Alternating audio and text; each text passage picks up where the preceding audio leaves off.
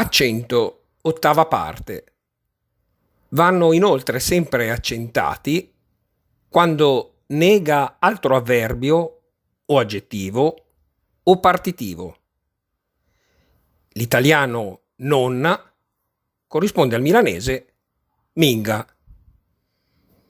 Esempi: non tanto, minga tanto; non troppo, minga trop; non c'è pane, che minga pan. Minga si posta dopo il verbo e precede immediatamente l'aggettivo. Non è bello, le minga bel.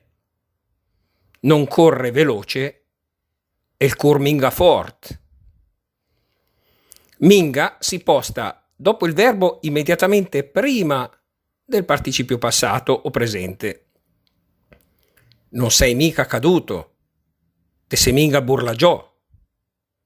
Non è presente, le minga chi presente.